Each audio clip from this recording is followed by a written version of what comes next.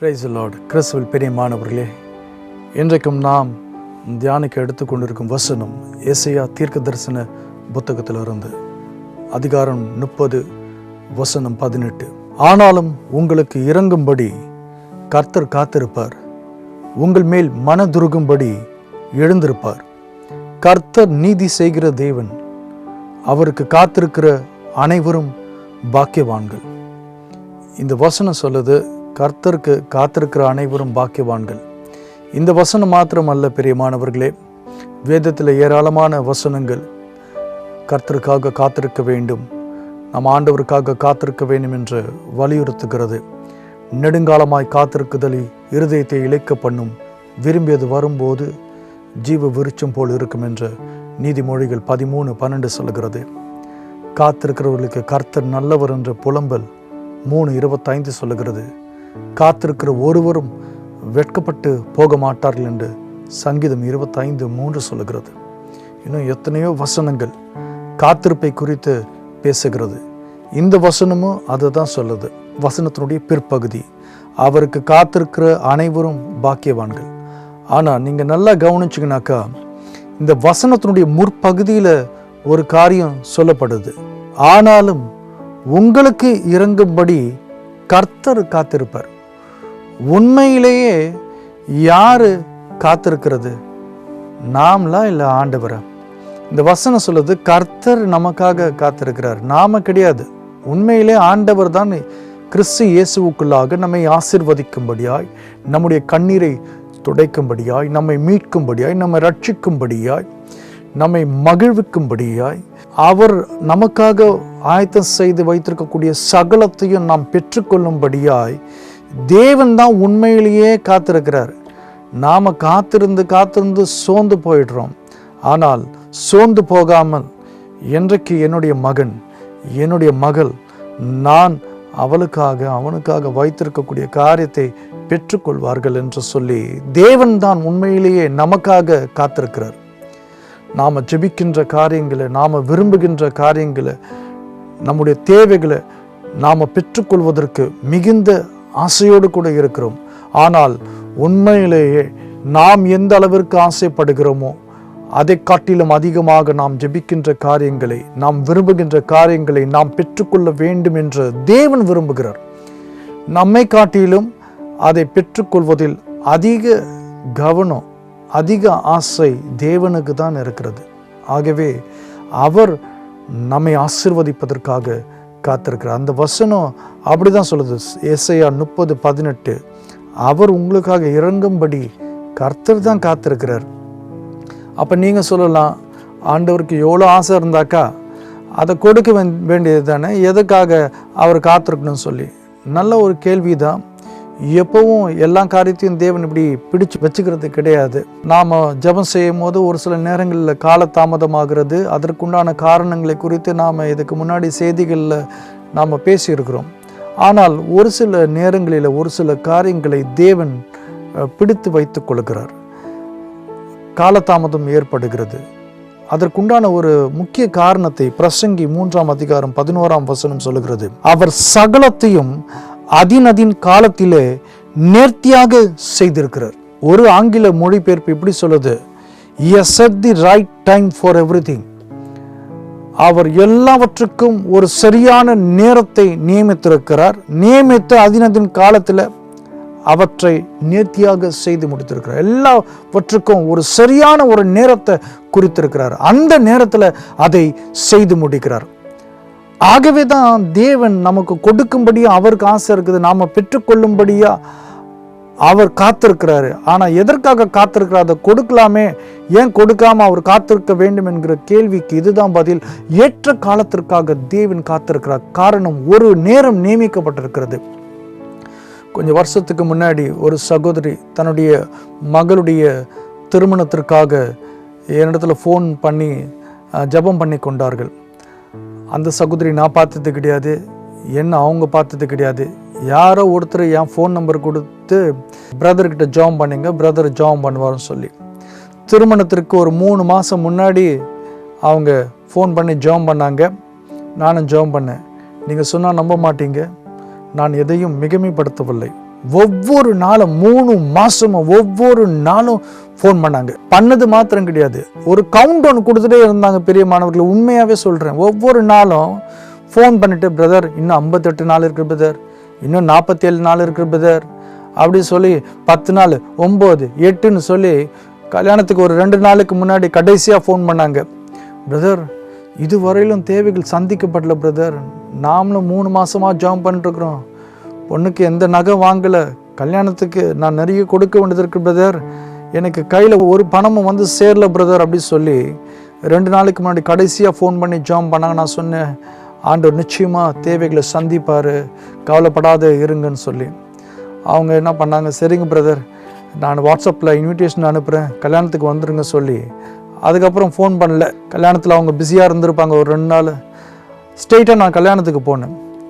கல்யாணம் ரொம்ப விமரிசையாக நடந்ததுங்க. ஒரு பெரிய மண்டபம், நிறைய ஜனம். ஆனால் போன எனக்கு அங்கே யாருமே தெரியாது. எனக்கு அந்த அம்மாவை நான் பார்த்தது கிடையாது, அவங்களும் என்னை பார்த்தது கிடையாது. யாருக்கிட்டேயும் போய் நான் கேட்கவும் முடியாது பொண்ணோட அம்மா யாருன்னு சொல்லி. என்ன சொல்லுவாங்க, ஆளே தெரியாமல் கல்யாணத்தில் சாப்பிட வந்துட்டியான்னு சொல்லலாம். நான் அதனால் கொஞ்ச நேரம் அங்கேயே நின்றுட்டு நான் அப்படியே பார்த்துட்டு இருந்தேன் யாராக இருக்குன்னு சொல்லி.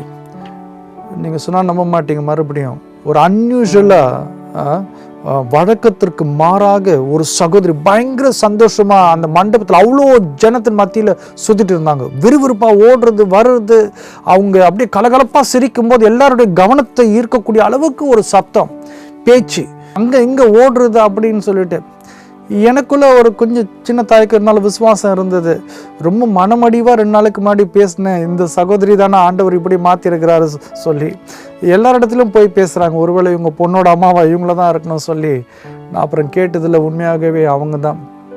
அப்புறம் நான் போய் இன்ட்ரடியூஸ் பண்ணிக்கிட்டேன், சிஸ்டர் நான் யார் தெரியுதா, நான் ஃபோனில் ஜாம் பண்ணேனே அப்படின்னு சொல்லி. அவங்க ரொம்ப சந்தோஷப்பட்டாங்க. பிரதர் ஆண்டவர் எல்லா தேவைகளும் அற்புதமாக சந்திச்சார் பிரதர், எல்லாத்தையும் கடைசி நேரத்தில் எனக்கு என்னென்ன தேவையோ எல்லாம் அதுக்கு மேலே கொடுத்துட்டாரு பிரதர், எனக்கு ரொம்ப ரொம்ப சந்தோஷமாக இருக்குது பிரதர் அப்படின்னு சொல்லி அவ்வளோ பூரிப்பு அவங்களுக்கு. அதே வேளையில் அவர்கள் உணர்ந்த ஒரு காரியம், அவங்க சொன்ன காரியம் என்னன்னாக்கா, பிரதர் நம்ம 3 மாதமாக ஜாம் பண்ணிட்டு இருக்கிறோம், கடைசி நேரம் வரையிலும் நம்ம காத்திருந்து கூட எனக்கு ஒன்றும் கிடைக்கலன்னு சொல்லிட்டு நான் பயந்துட்டு இருந்தேன் பிரதர். ஆனால் இப்போ நான் நினைக்கிறேன், ஒரு வேளை ஆண்டவர் சீக்கிரமாக கொடுத்துருந்தா கூட அது நான் வேறு எதுக்காவது எடுத்து செலவு பண்ணிட்டு இருப்பேன் பிரதர். ஆனால் கரெக்டான நேரத்தில், அந்த கடைசி நேரத்தில் ஆண்டவர் எனக்கு கொடுக்கும்போது சரியாக என்னென்ன காரியத்துக்கு நான் செலவழிக்கணுமோ அவை எல்லாவற்றுக்கும் நான் செலவழித்து எல்லாத்தையும் நல்லபடியாக முடிச்சிட்டோம் பிரதர். ஆண்டவர் கரெக்டான நேரத்தில் தான் பிரதர் காசை கொடுத்தாரு, முன்னாடி கொடுத்துருந்தா கூட அது அப்படியே செலவாயிட்ருக்கேன் பிரதர், தேவையில்லாத செலவாயிட்ருக்கேன் பிரதர் அப்படின்னு சொன்னாங்க. அதை தான் பிரசங்கி 3:11 சொல்லுது. ஏன் கர்த்தர் நாம் பெற்றுக்கொள்ளும்படி அவர் காத்திருக்கணும்? நமக்கு கொடுக்கணும்னு ஆசை இருந்தாக்கா நாம் அழுது புலம்புகிற வரையிலும், காத்திருந்து இருதயம் நோகின்ற வரையிலும் எதற்காக அவர் பொறுமையோடு கூட காத்திருக்க வேண்டும்? அதற்கு ஒரு காரணம் இருக்குது. ஏற்ற சமயத்தில் தேவன் கொடுக்கும்போது அதுதான் தகுந்த நேரம். அவர் கொடுக்கும்போது ஒரு நாள் கூட நீங்கள் ஃபீல் பண்ண மாட்டீங்க, எவ்வளோ டிலேயாக வந்துடுச்சே, இந்த பொருள் எனக்கு தேவையில்லை, இந்த காரியம் எனக்கு தேவையில்லை அப்படின்னு சொல்லி மனம் வருந்த மாட்டீங்க. மாறாக நீங்கள் அப்ரிஷியேட் பண்ணீங்கப்பா, இதுக்கு முன்னாடி கிடைச்சிருந்தா கூட இது அந்த அளவிற்கு இது பிரோஜனமாக இருந்திருக்காது, இப்போது எனக்கு ரொம்ப பிரோஜனமாக இருக்குது, மிகுந்த மன மகிழ்ச்சியை கொடுக்குது, இது சரியான நேரத்தில் தான் ஆண்டவர் இதை எனக்கு கொடுத்தார், லேட் ஆனால் கூட சரியான நேரத்தில் வந்துச்சு, ரொம்ப ஹெல்ப்ஃபுல்லாக இருந்துச்சு அப்படின்னு சொல்லி நீங்கள் உண்மையாகவே ஆண்டவரை மகிமைப்படுத்துவீங்க. ஸோ ஆண்டவர் உங்களுக்காக காத்து கொண்டு இருக்கிறாரு. நாம் காத்துட்டு இல்லை, நான் சொன்ன நிறைய வசனங்கள் நாம் காத்திருக்கணும்னு சொல்லுது, நாம் காத்திரல, ஆக்சுவலாக ஆண்டவர் தான் காத்திருக்கிறார் ரொம்ப ஆவலோடு கூட. என் பிள்ளைகள், என் மகன், என் மகள், இயேசு கிறிஸ்துவின் மூலமாக நாம் காரியங்களை பெற்றுக்கொள்ளும்படி அவர் காத்திருக்கிறார். இன்றைக்கும் கூட இந்த செய்தியை கேட்கக்கூடிய உங்களுடைய வாழ்க்கையில் ஒரு தகுந்த ஒரு லைஃப் பார்ட்னர் கொடுக்கறதுக்காக ஏற்ற காலத்தில் தேவன் காத்திருக்கிறாரு. உனக்கு தகுந்த நேரத்தில் ஒரு நல்ல வேலையை, நிரந்தரமான வேலையை, நல்ல ஊதியத்தில் உன்னை போய் சேர்க்கும்படியா கர்த்தர் காத்திருக்கிறாரு. உனக்கு ஒரு ஆரோக்கியமான குழந்தையை பெற்றெடுக்கும்படியா தேவன் ஒரு நாளை குறித்து அதில் நீ அதை பெற்றுக்கொள்ளும்படியா உனக்காக காத்திருக்கிறாரு. நல்ல நண்பர்களை கொடுக்கும்படியா காத்திருக்கிறாரு. நீ வாழ்க்கையில உயரும்படியாய், நல்ல நபர்களை அறிமுகப்படுத்தும்படியாய் தேவன் ஒரு நாளை, ஒரு நேரத்தை நியமித்திருக்கிறார். உன்னுடைய வாழ்க்கையில ஒவ்வொரு காலகட்டத்தையும் அவர் நியமித்து வைத்திருக்கிறாரு. எந்த காலகட்டத்தில் என் ஆசீர்வாதங்களை என் மகன், என் மகள் பெற்றுக்கொள்ள வேண்டும் என்று. ஆகவே மனம் பதறாதிருங்கள், தைரியமாகவே இருங்கள். கர்த்தர் உங்களுடைய ஜெபத்தை கேட்கிறார். உங்கள் மீது அதிக பாசம் இருக்குது, உங்கள் மேல அதிக அன்பு இருக்குது. அதனாலதான் தன்னுடைய குமாரனாகிய இயேசு கிறிஸ்துவையே அவர் சிலுவையில் கொடுத்தார். அவரையே கொடுத்தவர் மற்ற காரியங்களை உங்களுக்கு கொடுக்காமல் இருப்பார், நிச்சயமாகவே செய்வார். ஆகவே இன்றைக்கு அவரை நோக்கி பார்ப்போம், கண்களை மூடுவோம், ஆண்டவரை நோக்கி பார்த்து நாம ஜெபிக்கலாமா? Thank you Lord. அப்பா ஸ்தோத்திரம் ஆண்டவரே, இந்த வேலைக்காக நன்றி செலுத்துகிறோம் சாமி. அப்பா, நெடுங்காலமாய் காத்திருக்குதல் இருதயத்தை இழைக்க பண்ணும் என்று வேதம் சொல்லுகிறது. எத்தனையோ காரியங்களுக்காக உம்முடைய பிள்ளைகள் காத்திருக்கலாம். வயதாகி கொண்டிருக்கக்கூடிய சகோதரிமார்கள் திருமணத்திற்காக காத்திருக்கலாம் சாமி. படித்தும் சரியான வேலை இல்லாமல் வாலிப பிள்ளைகள் காத்து கொண்டிருக்கலாம் சாமி.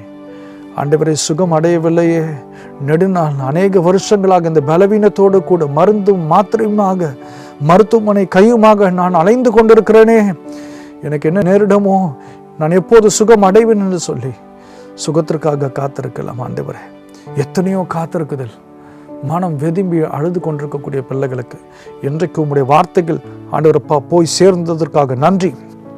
உண்மையிலேயே நீர் அவர்கள் அந்த வேதனையிலிருந்து வர வேண்டும். நீர் ஆயத்தம் பண்ணி வைத்திருக்கிறது, அவர்கள் கேட்டுக்கொண்டதை அவருடைய மன விருப்பத்தின்படி அவர்கள் பெற்றுக்கொள்ளும்படியாய் நீர் தானே காத்திருக்கிறீர் அவர்களுக்காக.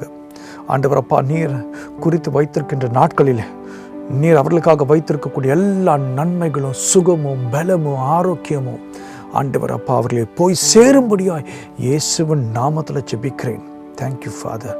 நீர் இப்போதே அற்புதங்களை செய்கிறதற்காக கோடான கோடி நன்றி. Thank you lord. உமக்காக காத்திருக்கிறவர்கள் வெட்கப்பட்டு போவதில்லை சாமி. Thank you father. Thank you lord. இயேசுவின் நாமத்தில் அற்புதங்கள் நடைபெறும்படியாய் ஜெபிக்கிறேன் எங்கள் ஜீவனில் நல்ல பிதா. ஆமேன், ஆமேன். God bless you all.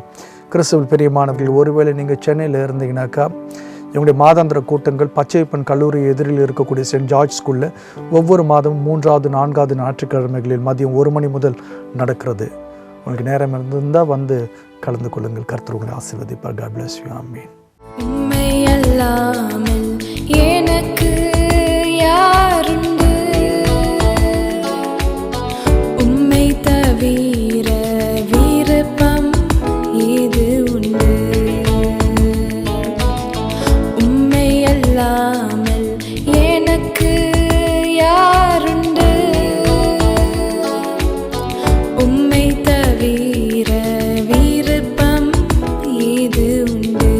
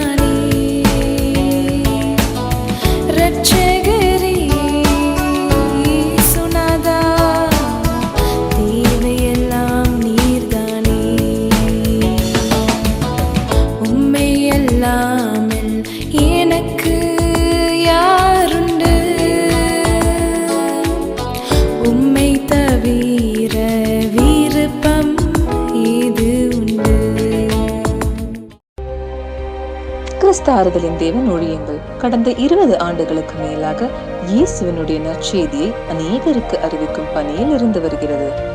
நீங்களும் எங்கள் மாதாந்திர கூட்டங்களுக்கு வந்து கலந்து கொள்ளும்படி அன்புடன் அழைக்கின்றோம். ஜெப விண்ணப்பங்கள் இருந்தால் எங்களை தொடர்பு கொள்ளலாம். இயேசு கிறிஸ்து கொடுக்கக்கூடிய ஆறுதலையும் ஆத்ம ரட்சிப்பையும் அநேகருக்கு பகிர்வோம். கர்த்தர் உங்களை ஆசீர்வதிப்பாராக.